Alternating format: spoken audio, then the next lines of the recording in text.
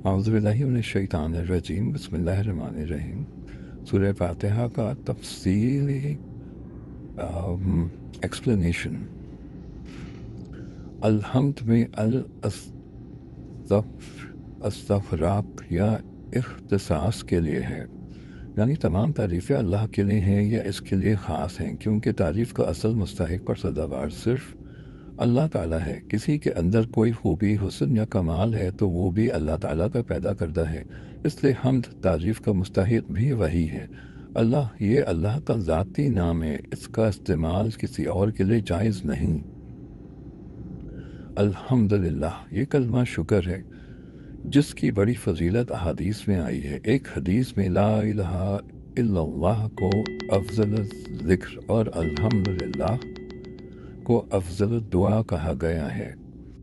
صحیح مسلم اور نسائی کی روایت میں ہے الحمدللہ تم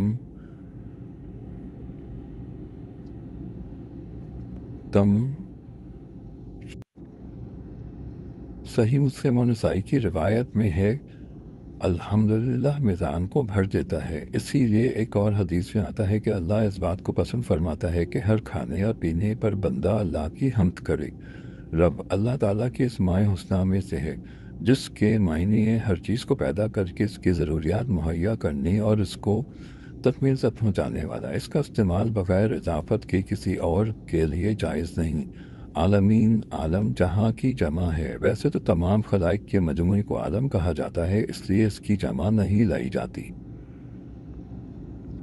لیکن یہاں اس کی ربوبیت کاملہ کی اظہار کے لیے عالم کی بھی جمع لائی گئی ہے، جس سے مراد مخلوقات کی الگ الگ جنسیں ہیں۔ مثلاً عالم میں عالم انس، عالم ملائکہ اور عالم و ہوش و طیور وغیرہ ان تمام مخلوقات کی ضرورتیں ایک دوسرے سے قطعاً مختلف ہیں، لیکن رب العالمین سب کی ضروریات ان کے احوال و ظروف اور طبع و اجسام کے مطابق مہیا فرماتا ہے۔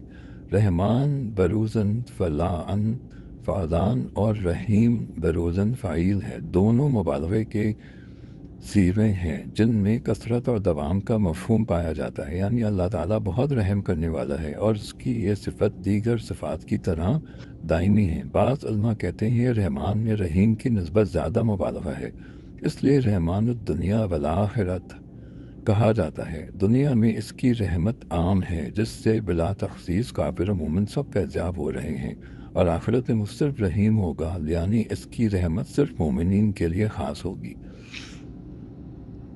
اللہم اجعلنا منہم، آمین۔ دنیا میں بھی اگرچہ مکافات عمل کا سلسلہ ایک حد تک جاری رہتا ہے، تاہم اس کا مکمل ظہور آخرت میں ہوگا، اور اللہ تعالیٰ ہر شخص کو اس کے اچھے یا برے اعمال کے مطابق مکمل جزا اور سزا دے گا۔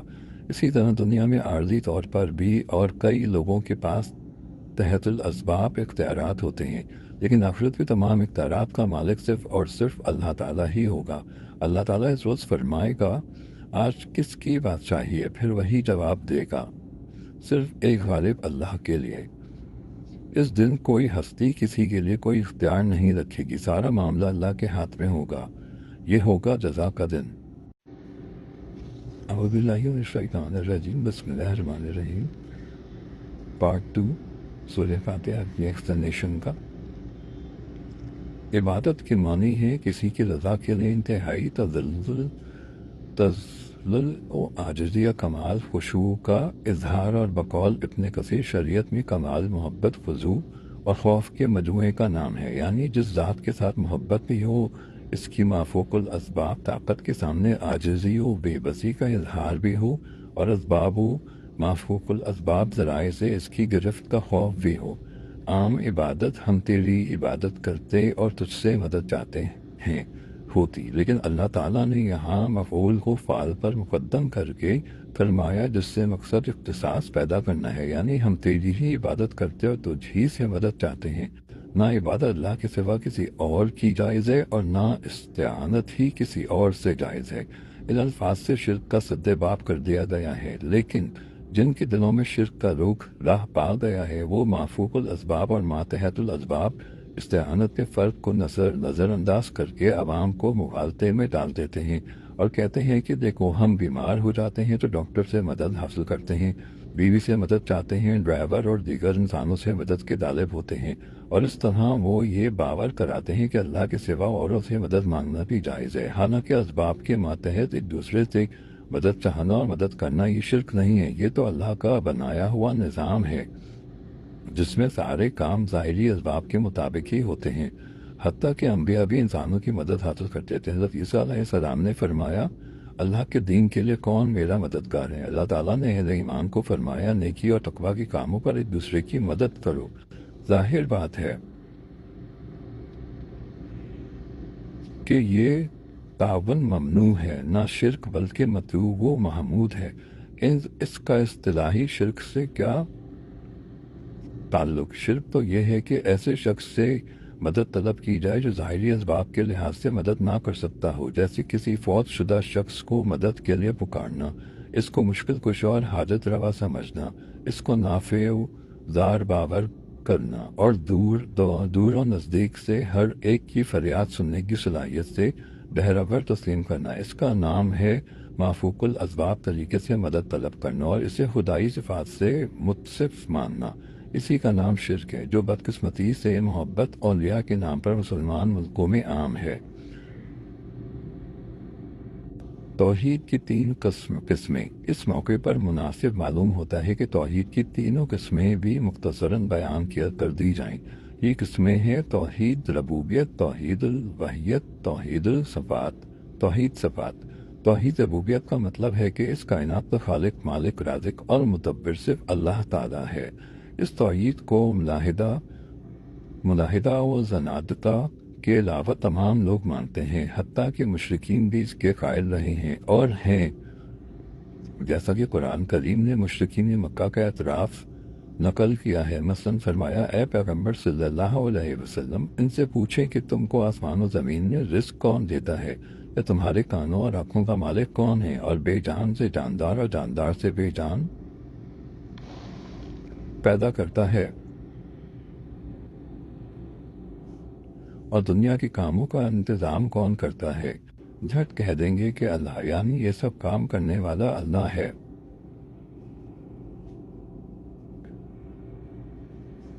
دوسرے مقام پر فرمایا، اگر آپ صلی اللہ علیہ وسلم ان سے پوچھیں کہ آسمان و زمین کا خالق کون ہے تو یقیناً یہی کہیں گے کہ اللہ۔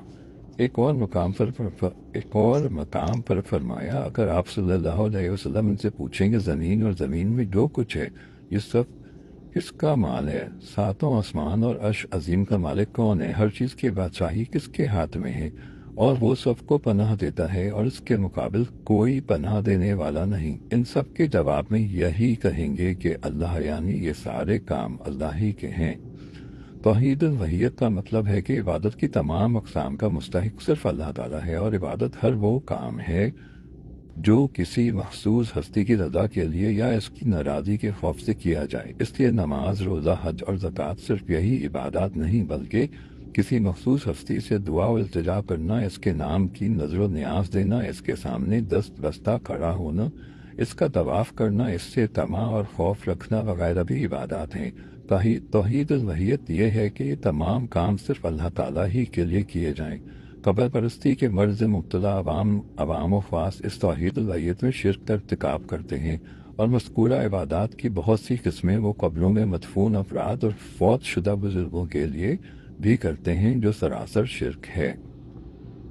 توحید صفات کا مطلب ہے کہ اللہ تعالیٰ کی جو صفات قرآن و احادیث میں بیان ہوئی ہیں، ان کو بغیر کسی تعبیل و تحریف کے تسلیم کریں، اور وہ صفات اس انداز میں کسی اور کے اندر نہ مانیں۔ مثلا جس طرح اس کی صفت علم غیب ہے، یا دور و نزدیک سے ہر ایک کی فریاد سننے پر وہ قادر ہے، کائنات میں ہر چیز کا تصرف کرنے کا اسے اختیار حاصل ہے، یہ یا اس قسم کی اور صفات الحیہ، یا ان میں سے کوئی صفت بھی اللہ کے سوا کسی نبی، ولی یا کسی بھی شخص کے اندر تسلیم نہ کی جائیں۔ اگر تسلیم کی جائیں گی تو یہ شرک ہوگا۔ افسوس ہے کہ قبر پرستوں میں شرک کی یہ قسم بھی عام ہے۔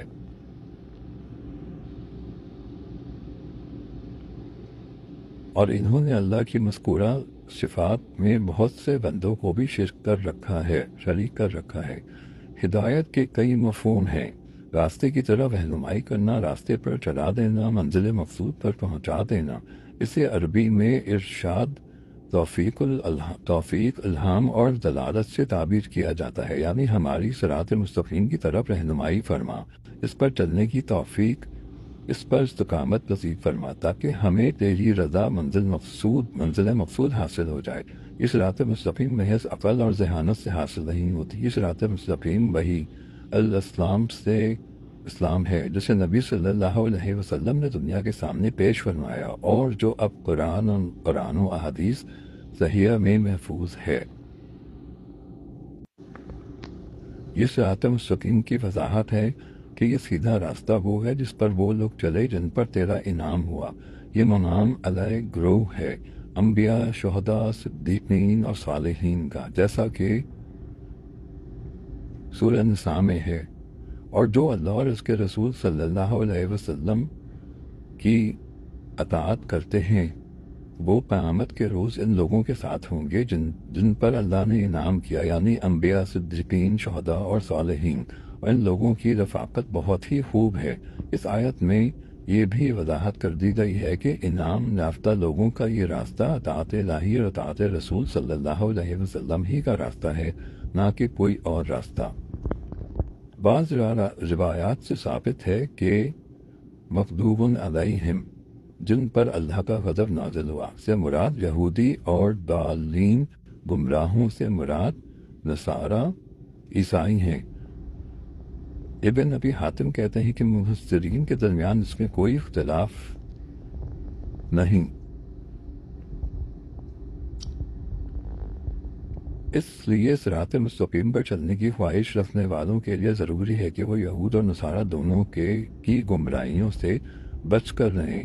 یہود کی بڑی گمراہی یہ تھی کہ وہ جانتے بوجھتے صحیح راستے پر نہیں چلتے تھے، آیات الہی میں تحریف اور حلیہ کرنے سے گریز نہیں کرتے تھے۔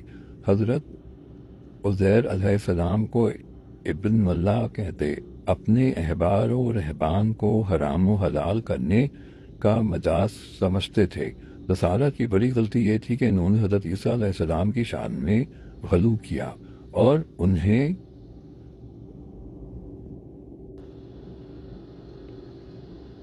نعوذ باللہ اللہ کا بیٹا اور تین خدا میں سے ایک قرار دیا۔ افسوس ہے کہ امت محمدیہ میں بھی یہ گمراہیاں عام ہیں اور اسی وجہ سے وہ دنیا میں ذلیل و رسوا ہیں۔ اللہ تعالیٰ اسے ضلالت کے گڑھے سے نکالے تاکہ ادبار و ندبت کے بڑھتے ہوئے سائے سے وہ محفوظ رہ سکیں۔ آمین۔ سورہ فاتحہ کے آخر میں آمین کہنے کی نبی صلی اللہ علیہ وسلم نے بڑی تاکید اور فضیلت فرمائی ہے، اس لیے امام اور مقتدی ہر ایک کو آمین کہنا چاہیے۔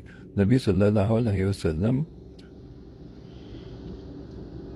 جوہری نمازوں میں اونچی آواز سے آمین کہا کرتے تھے اور صحابہ رضی اللہ تعالیٰ عنہ بھی، حتیٰ کہ مسجد گونج اٹھتی۔ بنابراین آمین اونچی آواز سے کہنا سنت اور صحابہ کرام رضی اللہ تعالیٰ عنہ کا معمول ہے۔ آمین معمول با ہے۔ آمین